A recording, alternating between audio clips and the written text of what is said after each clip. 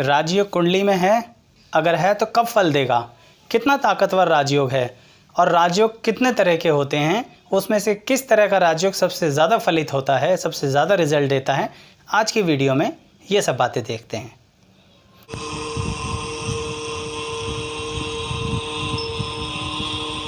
मैं एस्ट्रोलॉजर शैलेश जैन आपका अपने चैनल पर स्वागत करता हूं। दर्शकों, सीधी बात करते हैं कि जो हमारी जन्मपत्री है, उस जन्मपत्री में ये जो आपको बॉक्स दिख रहा है और ये जो आप बॉक्स दिख रहा है, इस बॉक्स को हम लोग 9th हाउस कहते हैं, 9th हाउस, और इस बॉक्स को हम लोग 10th हाउस कहते हैं, यानी नवम भाव और दशम भाव। तो यानी 9th हाउस और 10th हाउस के जो लॉर्ड होते हैं, यानी जिसे हम कहते हैं ग्रहों के अनुसार स्वामी, वो जब साथ बैठते हैं, कहीं पर भी कुंडली में साथ बैठते हैं तो आपकी कुंडली में वो राजयोग होता है, लेकिन डिफेक्ट करता है, कमी कर देता है अगर गलत जगह पे बैठते हैं तो, पर पॉजिटिव इफेक्ट देता है अगर वो सही जगह पे बैठते हैं तो। किस तरह से, एक एग्जाम्पल से समझते हैं कि हम क्या बात कर रहे हैं। देखिए दर्शकों, जैसे हम कोई भी अगर कुंडली बनाते हैं तो जैसे मान लीजिए हमने यहाँ पर ये कुंडली बनानी शुरू करी, तो इस तरह से हमें कुंडली को बनाना होता है, लिखना होता है, ठीक है। अब कुंडली को जब बनाना है, अब क्या देखना है हमें इसके अंदर, हमें सिर्फ ये देखना है कि ये जो 9th हाउस है, ये जो ट्राइंगल है इसे 9th हाउस कह रहे हैं, इसमें राशि कौन सी पड़ी। जिस व्यक्ति की ये कुंडली है उसकी यहाँ पर कुंभ राशि पड़ी है, नंबर 11 है जो कि कुंभ राशि होती है, और यहाँ पर मीन राशि पड़ी, यानी 10वें घर का स्वामी मीन राशि का ग्रह होगा। कहने का मतलब यहाँ पर कुंभ के स्वामी हुए शनिदेव और मीन के स्वामी हुए गुरुदेव। तो इस तरह से हमें पता लगा कि 9th और 10th हाउस के स्वामी कौन है, 9th और 10th हाउस के स्वामी लॉर्ड कौन है इस जन्मपत्री के अंदर। अब देखते हैं राजयोग है कि नहीं। उसके लिए हमें देखना है कि गुरु और शनि इस पूरी जन्मपत्री के अंदर कहाँ पर बैठे हैं और किस तरह का इफेक्ट देंगे। मान लीजिए इस व्यक्ति की कुंडली में गुरु और शनि यहाँ पर बैठे हैं। अब गुरु और शनि यहाँ बैठ गए तो यहाँ इसकी कुंडली में राजयोग तो है, पर क्योंकि वो पत्नी के घर में, पति के घर में बैठ गए, इसका मतलब अपनी शादी के बाद आपके जीवन में भाग्योदय होगा, आपके पार्टनरशिप के साथ आपके जीवन में भाग्योदय होगा। क्यों? क्योंकि ज्योतिष शास्त्र में लिखा है नवमेश और दशमेश की युति से राजयोग बनता है।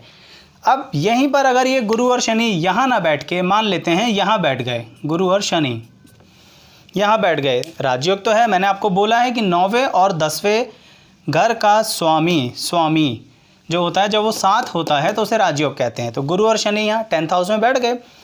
10th हाउस कौन सा होता है? ये वाला। तो दशम भाव में बैठ गए, यानी ये इंसान अपने कर्मों से अपना राजयोग बनाएगा, अपने करियर से अपना राजयोग बनाएगा, अपनी नौकरी से अपना राजयोग बनाएगा, अपने व्यवसाय से अपना राजयोग बनाएगा। गुरु और शनि यहाँ बैठ गए इस व्यक्ति की कुंडली के अंदर, जब यहाँ बैठ गए तो इसका मतलब ये हुआ इस इंसान को पैतृक संपत्ति से राजयोग मिलेगा, यानी इसके जीवन में इसको पैतृक संपत्ति ज़रूर मिलेगी, हर हाल में मिलेगी। अगर गुरु और शनि यहाँ बैठ गए तो ये राजयोग ये बताता है कि आपको भौतिक सुख की प्राप्ति ज़रूर होगी, प्रॉपर्टी की, धन की, माता का सुख ज़रूर होगा, आप पर ईश्वर की असीम कृपा रहेगी, जिसके कारण आप जो भी आपके भाग्य में आप काम करोगे वो आपको रिजल्ट देगा ही देगा। यही युति अगर यहाँ बन गई राजयोग की तो क्या होगा? गुरु और शनि यहाँ बैठ गए लगन में। कहने का मतलब ये है कि इस कुंडली के व्यक्ति का नवमेश और दशमेश की युति स्वामी साथ साथ यहाँ पर बैठे हैं। इसका मतलब ये है कि इस इंसान को लड़कर, compete कर अपनी पर्सनैलिटी को बढ़ाकर, अपने व्यवहार में चेंज कर राजयोग की प्राप्ति करनी होगी। बैठे बिठाए राजयोग नहीं मिलेगा। इसलिए कह रहा हूँ दर्शकों कि राजयोग हर ग्रह के हिसाब से अलग अलग घरों में अलग प्रभाव देता है। तो कई बार आप लोग ये पूछते हैं कि हमारा राजयोग है पर फल क्यों नहीं दे रहा।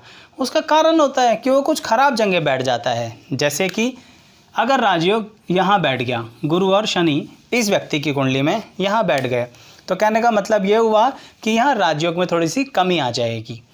ऐसे ही अगर गुरु और शनि यहाँ बैठ गए तो भी राजयोग में कमी आ जाएगी।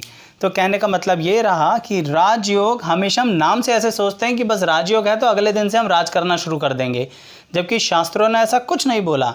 शास्त्रों ने ये बोला है कि जिस तरह का राजयोग होगा, जहाँ पर राजयोग बनेगा उसके हिसाब से आपका फलित होगा। एक और कुंडली से मैं आपको एग्जाम्पल से इस बात को समझाता हूँ, जो आपको और क्लियर हो पाएगा कि राजयोग अगर कोई और कुंडली है तो नवमेश और दशमेश की युति किस तरह का प्रभाव देने वाली है। अब इस कुंडली को देखिए, जो मैंने प्लेन रखी हुई है इसे भरते हैं बिल्कुल वैसे ही जैसे हमने पहले कुंडली को बोला। यहाँ पर मैंने वृश्चिक लगन की कुंडली ले ली है। भरने का तरीका एंटी क्लॉकवाइज शुरुआत कर दीजिए।